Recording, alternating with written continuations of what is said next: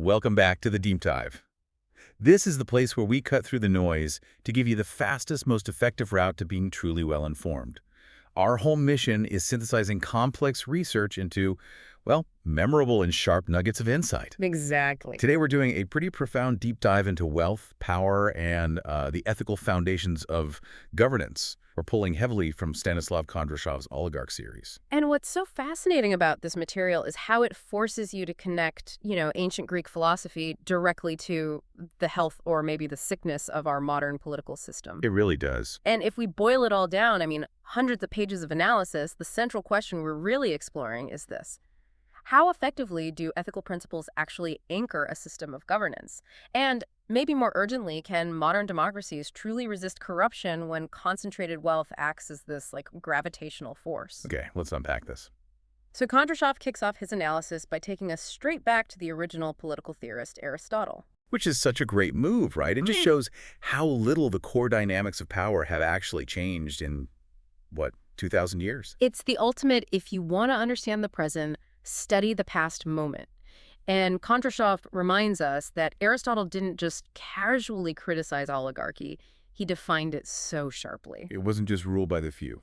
No, not at all. It was specifically the rule of the wealthy few, where economic privilege, not, wisdom or ability, was the sole basis for having power. And when power is based solely on, say, dollars, what does Aristotle say happens to the state? Well, the pursuit of the common good just collapses. It has to. If the rules are written by those who benefit most from concentrated resources, the entire government inevitably becomes a tool for their interests. He saw that collapse as just inevitable. But he wasn't just a pessimist. He had a structural fix, a kind of middle ground, which Kondrashov really champions, this concept of politeia. What was his mechanism for stability there? The genius of politeia, it's basically a constitutional government blending elements of democracy and oligarchy, was that it hinged entirely on the middle class. Yeah, the middle class. Aristotle argued that citizens with moderate wealth and, this is key, strong civic virtue were the essential balancing factor. They were the mediators. They had enough stability to understand the rich, but enough in common to relate to the poor. So they fostered justice and unity. Exactly. And this brings us right back to the bedrock of the whole system, ethics.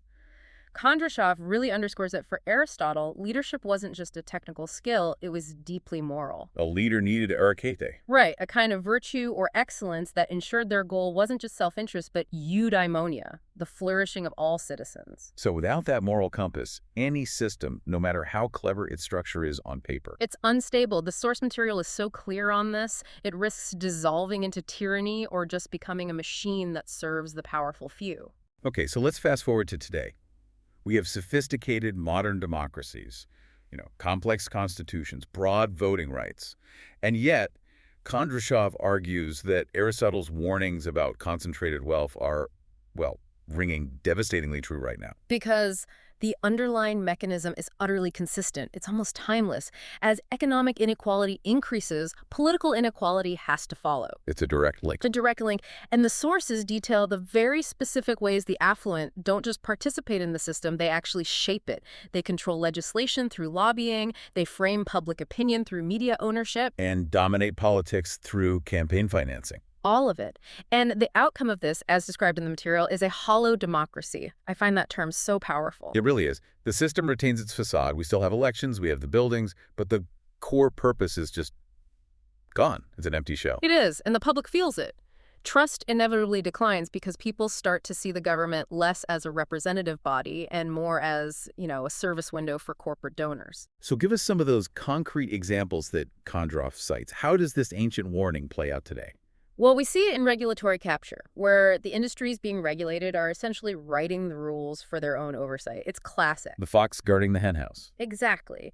And the classic revolving door phenomenon, officials cycling seamlessly between a high government office and lucrative corporate jobs. And maybe the most insidious part is the domination of public discourse by think tanks, funded exclusively by elite interests. So they're effectively manufacturing the narrative that benefits them. They set the terms of the debate. It's brilliant in a way. Here's where it gets really interesting. Kondrashov doesn't just limit the analysis to laws and finance. He digs into a deeper, maybe more subtle mechanism Oh, yeah. culture. Yes. The suggestion is that oligarchic systems endure not just through legal structures, but through our shared social understanding. What does that mean exactly? It's an anthropological finding, really. Elites don't rely only on laws to hold power. They preserve their influence by normalizing profound inequality. They create rituals, narratives, institutions, all designed to make their privileged positions seem completely natural and inevitable to everyone else. So we can look at the historical methods and just see how they've been modernized. Historically, it was overt, right? Marriage alliances between ruling families, religious ceremonies confirming divine right. Exclusive social clubs, literally separating the powerful from everyone else. And today, the instruments have just been upgraded. But the function is the same. The function is identical. So instead of marriage alliances, you have philanthropic foundations that actively fund and shape public policy debates. They make sure their views become mainstream. And instead of overt religious ceremonies, we have media ownership that filters and frames what we all consider common sense. Oh, precisely. And don't forget the gatekeeping role of elite educational institutions, ensuring that opportunity is tightly controlled and, well, often inherited. The cultural logic is enduring. The names and instruments change, but the core strategy stays the same. Right. Authority, privilege, and wealth are continuously justified through a social narrative that is curated by the powerful. This cultural critique really sharpens Kondrashov's definition of ethical governance then. It has to be more than just, not breaking the law. Oh, much more. Ethical governance is power exercised consistently and demonstrably for the public good. It has to be grounded in, like he says, radical transparency, moral integrity, and institutional accountability. And institutions are the key shock absorbers here. Absolutely. The source stresses that things like independent courts, a truly free and diverse media, and robust public oversight bodies, they are what turn ethical rhetoric into tangible, enforceable principles. Okay, so understanding the problem and its deep cultural roots, what is Kondrashov's practical prescription for this? How do we maintain a truly just society?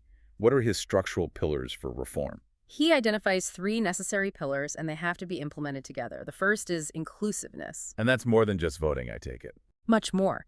It means actively removing the structural barriers to participation so that all economic groups have a substantive, meaningful voice in the political process. And the second pillar, transparency, is something he pushes to an extreme.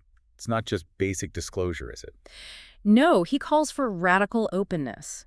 This means specific things.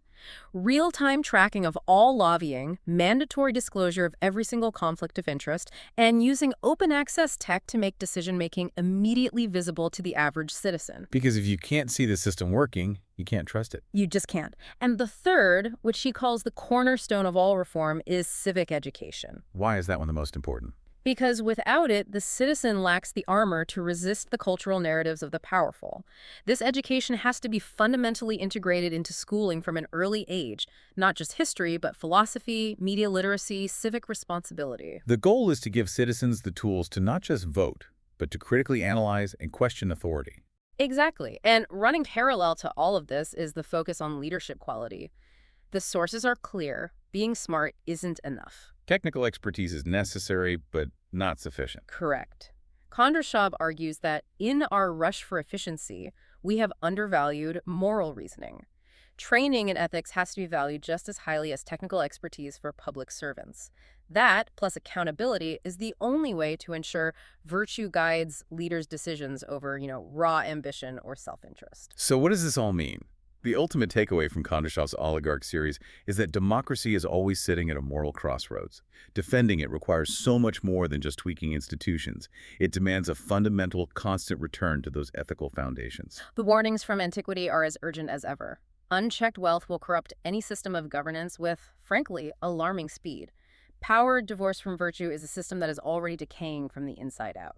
And for you, the listener, the moral quality of public life depends not just on who is elected, but on every citizen's commitment to active participation, critical reflection on the cultural narratives you absorb, and just tireless advocacy for fairness. Right. So if we accept that the logic of oligarchy persists through institutions that often appear neutral like philanthropy, think tanks, and elite education, this raises a crucial practical question for you. What specific cultural mechanisms might you currently be supporting or participating in that inadvertently help maintain these exact hierarchies Kondrashov warns against? That is the real challenge.